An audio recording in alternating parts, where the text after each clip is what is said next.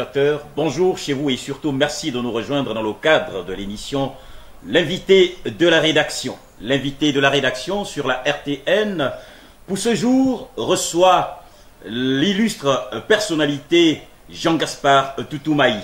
Avec lui, nous allons devoir aborder des questions d'ordre politique, économique et social très importantes et surtout en tenant compte du contexte sociopolitique, surtout au sortir des dernières élections présidentielles, celles de 2016. Pour l'heure, permettez-moi de lui adresser les salutations de bienvenue. Bonjour monsieur. Bonjour à vous. Bienvenue dans l'invité de la rédaction. Merci pour l'invitation. Avec lui, nous allons devoir, comme je le disais déjà, nous entretenir sur des questions aussi importantes axées sur l'avenir du Gabon et notamment celle de l'Afrique en général. Nous allons dorénavant commencer déjà peut-être par lui demander un peu quelle pourrait être la lecture qu'il pourrait faire de la situation politique actuelle en territoire gabonais. Jean-Gaspard Toutoumaï. Notre pays traverse une crise politique sans précédent. C'est une très longue période sombre pour notre pays. Depuis 2009, on dit les choses comme elles sont. Et les événements n'ont cessé d'empirer cette situation. Vous avez évoqué tout à l'heure 2016. Au-delà de l'élection présidentielle truquée, volée, qui a vu la victoire de M. Jean-Ping et que personne ne peut contester. Il y a eu des massacres de jeunes Gabonais, en grand nombre. Et en 2018, il y a eu l'accident vasculaire cérébral de M. Ali Bongo, qui l'a mis en incapacité d'exercer la fonction de chef de l'État. Et depuis cette date, malgré tout, une imposture sans nom s'est installée à la tête du pays. Et aujourd'hui, les Gaboniens n'ont de cesse que de se demander quand et comment eux et le pays en sortiront. Je pense que notre pays traverse une période triste, noire, et nous ne savons toujours pas dire comment nous en sortirons, dans quel état nous en sortirons. Parce qu'il faudra bien qu'on en sorte un jour. Mais dans quel état le pays en sortira?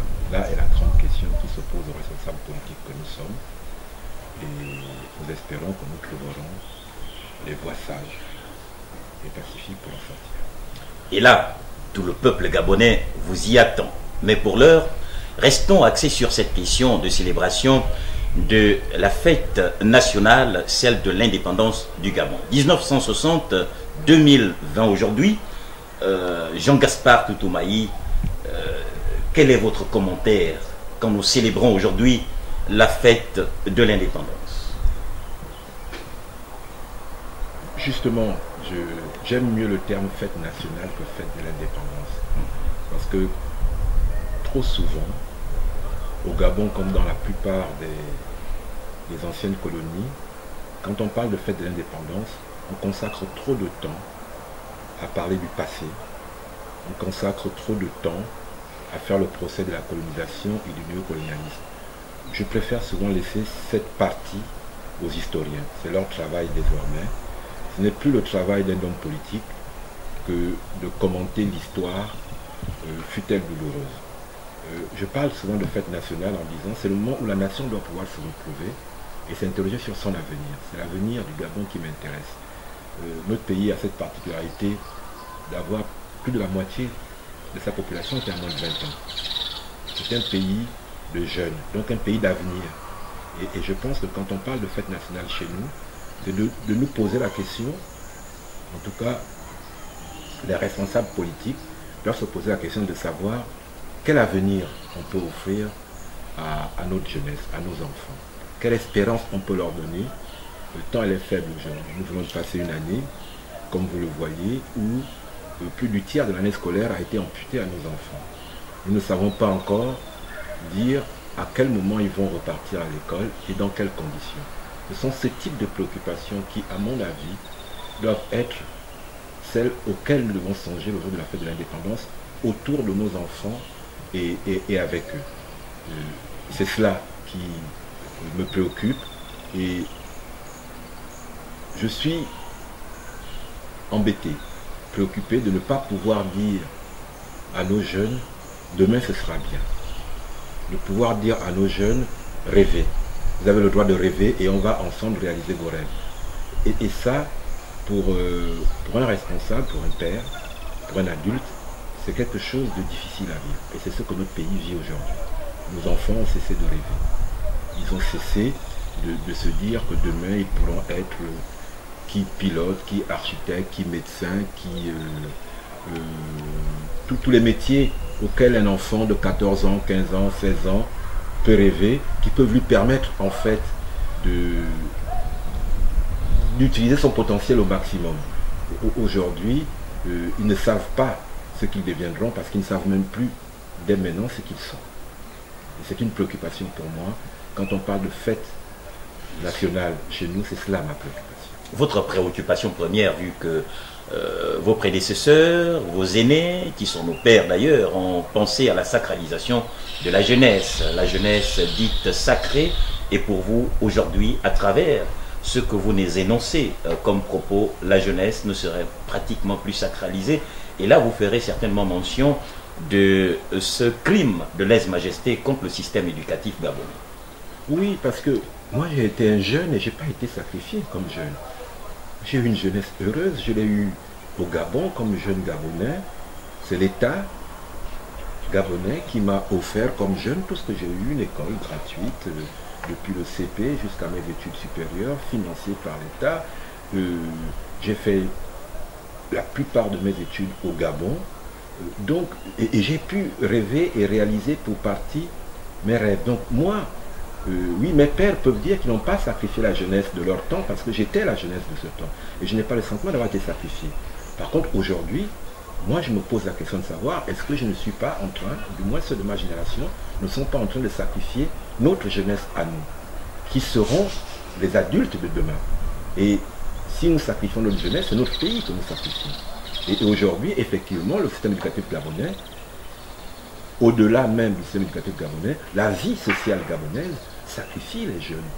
Mettez de côté le système éducatif gabonais. Regardez, moi j'ai grandi comme ça, et beaucoup de jeunes gabonais, enfin, du moins ceux de ma génération, ont grandi comme ça. Cherchez un terrain de sport pour les jeunes, cherchez un loisir pour les jeunes. Vous n'en trouvez pas.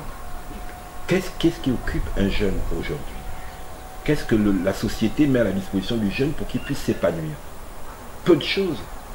Moi j'ai tout eu. Bon, mon jeune frère me disait la dernière fois, oui, comme sportif, j'ai fait du lancer de javelot et du lancer de disque. J'ai fait ces sports au lycée d'État de l'Estuaire, donc à l'école publique. Mais aujourd'hui, le jeune Gabonais, ce n'est qu'à la télévision qu'il voit des gens pratiquer ce type de sport. C'est dire combien on a régressé. C'est pénible à dire. Mais c'est rare dans l'histoire de l'humanité de voir des sociétés qui régressent. Mais depuis 10 ans, j'ai le sentiment que la société gabonaise régresse. Donc, pour l'avenir, cela me préoccupe. Dernièrement, à l'occasion de la célébration de la fête nationale, le président Ali Bongo lançait une nouvelle adresse à la nation, promettant à nouveau monts et merveilles à l'ensemble de la jeunesse gabonaise, pour qui, manifestement, vous prononcez vos inquiétudes. Qu'avez-vous à dire suite à cette adresse nouvelle? J'ai envie de dire aux producteurs de ces vidéos, parce qu'au fond, ceux dont vous parlez, ce sont des vidéos qu'on a vues. J'ai envie de dire aux producteurs de ces vidéos un peu de décence. Un peu de décence. Monsieur Ali Bongo s'est imposé au Gabonais depuis 10 ans. Il ne découvre ni la fonction présidentielle, ni les besoins de ce pays. Donc venir produire une vidéo qui pourrait laisser croire quelqu'un qui ne connaîtrait pas le Gabon que l'acteur principal de la vidéo, en fait, est au pouvoir depuis 3 semaines, est indécent.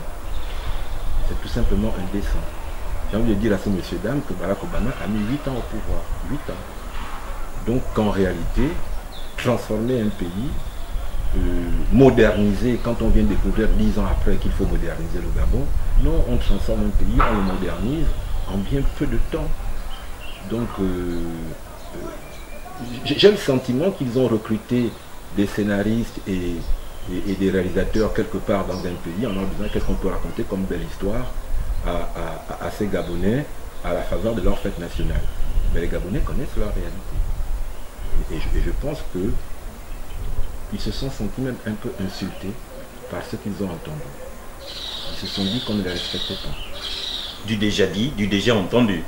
C'est ça, c'est-à-dire que non seulement c'est du déjà dit, mais du déjà entendu, mais tenir de tels propos, c'est vraiment prendre des Gabonais pour les gens qui ne sont pas capables de discernement, qui ne sont pas capables de se dire, mais ce qu'on est en train de nous raconter, je m'excuse du terme, c'est n'importe quoi. Personne n'y croit, mais c'est même pas au-delà de ne pas y croire. C'est irrespectueux à l'endroit de la population gabonaise que de venir tenir de tels propos.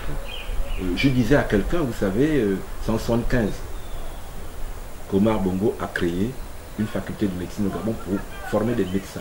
Ça veut dire qu'on avait passé l'étape de former des infirmiers, et en 1975, donc il y a 35 ans, je dis 35 ans, qu'est-ce que je raconte, 45 ans. Il y a 45 ans, on avait commencé à former des médecins au Gabon. Que le chef de l'État vienne annoncer comme une prouesse qu'il va inaugurer dans quelques mois une école pour former des infirmiers, on ne marche pas à reculons dans un pays. On ne marche pas à reculons. Je ne dis pas qu'il ne faille pas créer une école d'infirmiers si tant est qu'il y en a besoin. Dans plusieurs provinces du Gabon, il y a des écoles d'infirmiers qu'ils ont eux-mêmes fermées. Mais à la limite, c'est la compétence, cela relève du directeur général de la santé que d'annoncer à ses collaborateurs et au pays qu'il y a une nouvelle école d'infirmiers qui va ouvrir. Qu'est-ce qu'il nous fera l'année prochaine? Il va annoncer la création d'une école maternelle à Kanda. Enfin, voilà, quand j'ai envie de dire, c'est cela que je dis, il faut respecter les gens à un moment donné. Le chef de l'État d'un pays, quand il vient annoncer des choses, sont des choses qui sont des nouveautés pour le pays, que le pays n'a jamais pu réaliser avant, mais une école d'infirmiers et d'infirmières, comme il le dit, voilà, ça prête quand même, ça pourrait prêter à sourire, mais vu l'autorité qui est supposée s'exprimer, même si personne ne croit en ces vidéos, c'est irrespectueux. Irrespectueux, dit M. Jean-Gaspard Toutomaï.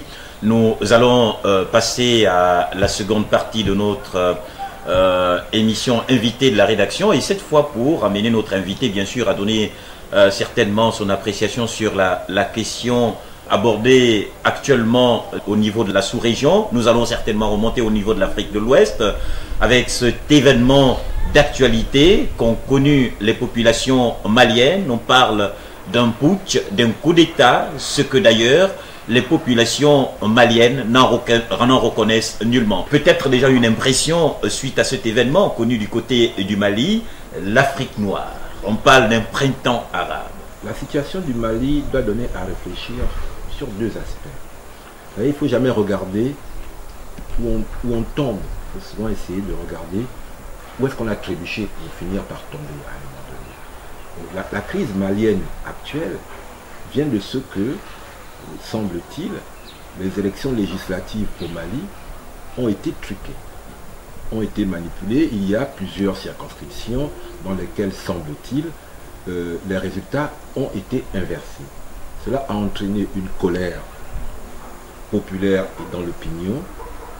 Et parce que c'est un pays où, finalement, l'armée s'est plusieurs fois par le passé déjà posé un arbitre de situation de cette nature, l'arbitre, il a sifflé. Pour faire simple, les militaires ont fait ce qu'ils ont déjà fait à plusieurs reprises au Mali, lorsque les hommes politiques ne parvenaient pas, en réalité, à trouver des réponses aux crises qui se présentaient à eux. Mais, oui, on dira que c'est un coup d'État militaire parce qu'on n'a pas d'autre terme en tant que tel. Déjà, je me félicite de ce qu'il n'y ait eu ni décès à déplorer, ni même blessés.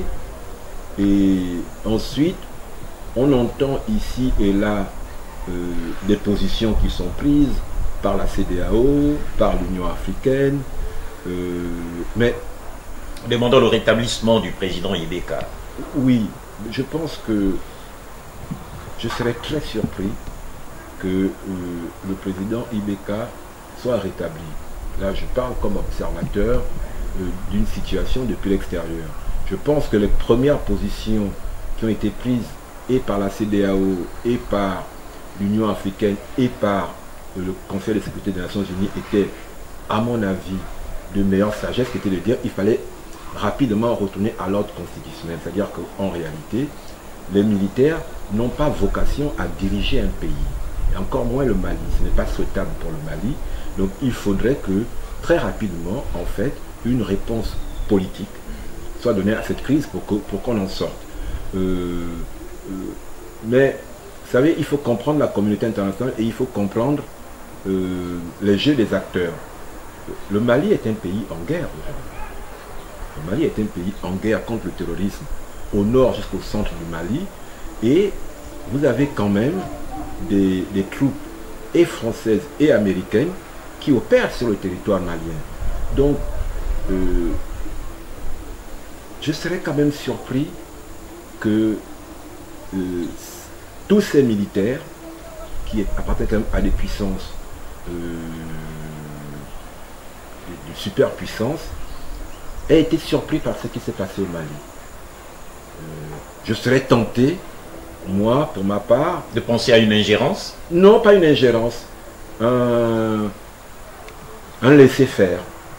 Pourquoi laisser-faire?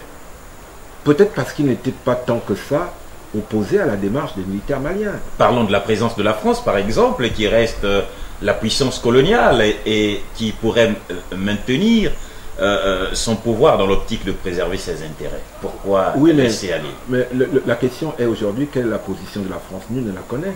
Pensez-vous vraiment que les militaires français sont la première puissance militaire installée au Mali? Mais tout de même, il reste un possible partage justement de zones et qui nous permettrait nullement aux autres États de pouvoir intervenir. Mais je pense que si les militaires français n'avaient pas voulu qu'il y ait un coup d'État, il n'y aurait pas eu de coup d'État au Mali. Si la France avait été contre le coup d'État au Mali, ce ne sont pas des soldats maliens qui ont fait un coup d'État, ce sont les officiers supérieurs maliens qui étaient à la tête de ce coup d'État. Les transmissions et les télécommunications, de mon point de vue aujourd'hui, au Mali sont contrôlées par la France. Un coup d'État ne peut pas s'être produit au Mali sans que les militaires français et les militaires américains en soient informés. Je pense que eux-mêmes ne devaient plus être, d'une certaine manière, en accord avec le pouvoir malien et qu'ils ne peuvent pas, diplomatie oblige, dire ouvertement qu'ils sont d'accord avec ce qui s'est passé au Mali parce que le principe c'est qu'on condamne les coups d'État. Mais de mon point de vue, la messe est dite au Mali. Et que cette messe est dite en accord avec les puissances que sont les États-Unis et la France qui sont présents au Mali. Et qu'une chose est de venir déclarer que nous voulons que IBK soit rétabli, une chose est de le rétablir. S'ils avaient voulu qu'IBK soit rétabli, ils l'auraient rétabli. Comme je vous le dis, l'armée malienne n'est pas capable aujourd'hui de faire face à des djihadistes en pick-up et en moto. Je pense que ce n'est pas la France qui n'a pas les moyens, alors qu'elle est présente sur le territoire malien, de rétablir IBK dans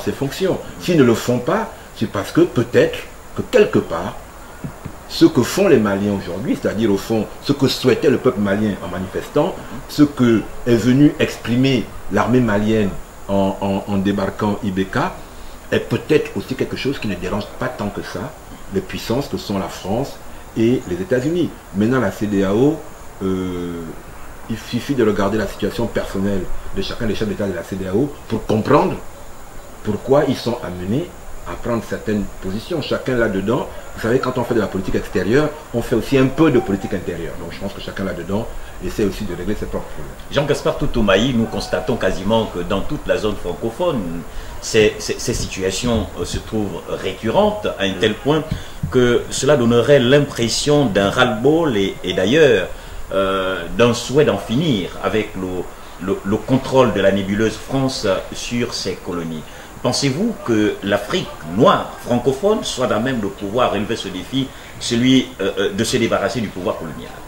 Moi, je pense déjà une chose qui est simple, et c'est pour ça que tout à l'heure, je vous disais que je ne voulais pas parler d'indépendance. Moi, je ne pense pas que la France contrôle nos pays. Mais le pouvoir parlementaliste, le pouvoir présidentialiste semble pourtant prendre la primeur dans ces États francophones, à un tel point que cela, selon certains dires, parviendrait même à hypothéquer le développement. Enfin, moi, je ne prends pas les choses de cette manière-là. Nous avons dans nos pays des responsables cupides et égoïstes qui compromettent notre avenir. Ces responsables cupides et égoïstes, ce sont des Africains. Si je prends le cas du Gabon, ce sont les Gabonais qui sont en train de compromettre l'avenir des jeunes Gabonais. Ce n'est pas des Français. Ce n'est pas vrai. Et c'est un peu facile de vouloir dire c'est la faute à l'étranger. En l'occurrence ici, non, c'est notre responsabilité.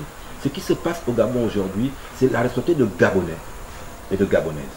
Ce n'est pas la responsabilité des Français. Ce sont les Gabonais qui pillent les caisses de l'État. Ce sont les Gabonais qui assassinent des jeunes Gabonais. Ce sont des Gabonais qui empêchent à ces pays de se développer.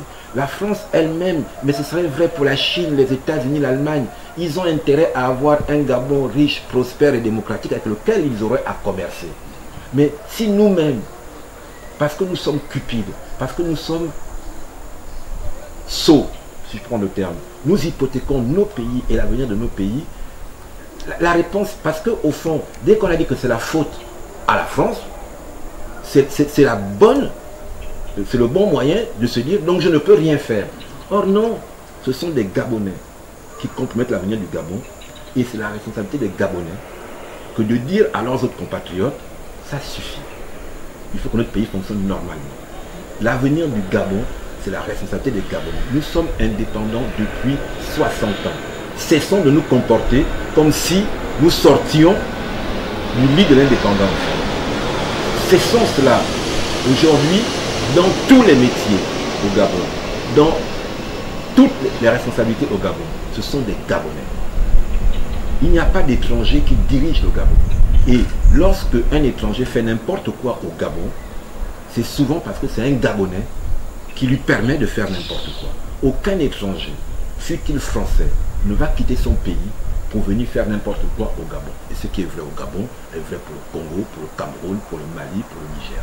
Soyons responsables et assumons, si échec il y a, c'est notre échec. Si défaillance il y a, c'est notre défaillance. Moi j'en prends toute ma part, personnellement, et jamais je ne perdrai mon temps ou je ne me défausserai en voulant faire croire que c'est la faute à l'étranger. L'étranger, il vient au Gabon pour profiter des opportunités que lui offre le Gabon.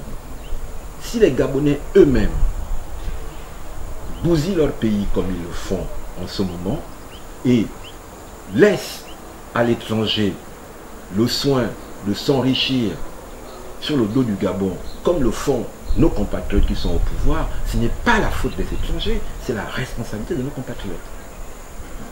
Jean-Gaspard Toutoumaï, nous allons progressivement à la fin de notre interview, et tout de même il reste important de vous rappeler un fait, sinon obtenir de vous une réaction qui soit tout aussi objective.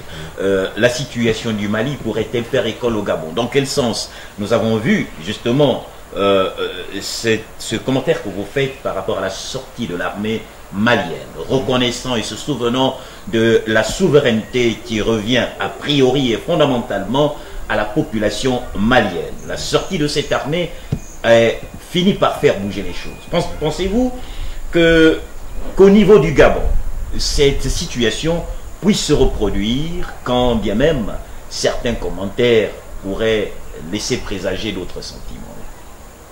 Écoutez, je pense que depuis une vingtaine d'années, c'est le 4e coup d'État au Mali, depuis 20 ou 30 ans. Donc, c'est une culture de ce pays. Une culture de ce pays. Et chaque pays a sa culture. Je ne pense pas que ce soit la culture du Gabon. Je vous le disais tout à l'heure, le rôle de l'armée n'est pas de gouverner un État. Absolument pas. Et même, j'ai envie de dire, le rôle de l'armée n'est pas de faire les coups d'État. Le rôle de l'armée, c'est d'assurer la sécurité du territoire gabonais. Ce qu'il y a de commun entre le Mali et le Gabon, c'est que nous avons une crise politique dont on n'arrive pas à trouver la solution. L'armée pourrait-elle entrer en ligne de compte comme ce fut le cas au Mali? Moi, ce que j'ai envie de dire aux responsables politiques gabonais, et surtout à nos compatriotes du pouvoir, c'est que si l'armée malienne a une culture de coup d'État qui fait qu'elle a réalisé là un coup d'État sans effusion de sang, l'armée gabonaise n'en a pas la culture. Gardons-nous de l'obliger. Ça ne se passerait pas forcément de la même manière. Donc je pense qu'il serait dangereux pour le Gabon qu'on oblige les militaires à se mêler d'une question politique qui ne les concerne pas. Mais qui devrait alors répondre à la question, notamment l'appel incessant du peuple gabonais de pouvoir sortir du joug. Personnellement, je vais vous dire une chose, avec la dernière énergie, je souhaite que nous sortions de la situation politique actuelle. Mais je vous le dis aussi, avec la dernière énergie, je ne souhaite pas que ce soit les militaires qui règlent cette situation. Nous avons vu en Égypte avec Hosni Moubarak. Je vous le redis, et aujourd'hui je n'envie pas l'Égypte. Je ne souhaite pas du tout que les militaires gabonais soient obligés de retourner leurs armes contre le pouvoir politique. Le peuple gabonais lui-même souhaiterait que l'armée puisse, dans un contexte de crise... Je suis un responsable politique, donc j'ai envie de dire, une chose est ce que veut le peuple, l'autre est ce que moi je suggère et que je recommande. Je suggère et je recommande que l'armée ne se mêle pas de cela. On sait quand ça commence, on ne sait pas quand ça finit. Quelle pourrait être l'alternative pour le peuple gabonais de sortir justement de cette situation de crise post-électorale qui hypothèque son accession à l'alternance sociale et économique?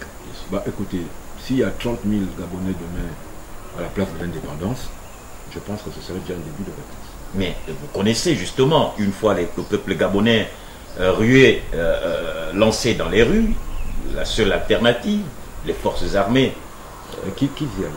Vous savez, il faut accepter à un moment ou à un autre de payer le prix de l'effort. On parle d'indépendance, ça se mérite d'être libre. Il faut mériter la liberté. Si le peuple a des attentes, qu'il soit exigeant et qu'il mérite ce qu'il attend. Qu'il soit exigeant et qu'il mérite ce qu'il attend. À trop attendre que ce soit le voisin qui fasse le travail à votre place, risque de vous faire attendre longtemps. À trop attendre que le voisin fasse le travail à votre place, risque de vous faire attendre longtemps. Un régime comme celui-ci, de vous à moi, viendra un moment où il sera difficile de faire autrement que d'accepter de payer le prix. Nous arrivons à la fin de notre interview. Jean-Gaspard Toutoumaï, au regard de la situation, notamment la crise qui perdure en territoire gabonais, êtes-vous sûr que nous atteindrons 2023 sans pour autant qu'un événement ne se produise? On n'est jamais sûr de rien dans la vie. C'est d'ailleurs ce qui fait le propre de la vie, le sel de la vie. On n'est jamais sûr de rien. Donc, il faut se préparer à ce qui est prévisible ou à ce qui est prévu, c'est-à-dire une élection en 2023. Mais il faut avoir une vraie résilience, c'est-à-dire que, effectivement, la preuve des Maliens, on peut se réveiller demain matin avec une situation que personne n'avait prévue, comme nous nous sommes réveillés au Gabon en octobre 2018 avec une situation que personne n'avait prévue. Il faudra juste, à ce moment-là, avoir recours à ces principes et à son éthique. Voyez-vous? C'est-à-dire que quelle que soit la situation, il faut être constant dans les valeurs que l'on défend. Et quoi qu'il arrive, moi je serai constant dans les valeurs que je défends. Moi je souhaite pour le Gabon mieux que la catastrophe que nous vivons. Et quel que soit ce qui se passera, je souhaiterais toujours pour le Gabon mieux que ce que nous vivons, c'est-à-dire un état de droit, une démocratie, une république. C'est votre mot de la fin? C'est mon mot de la fin. La presse vous remercie. C'est moi qui vous remercie.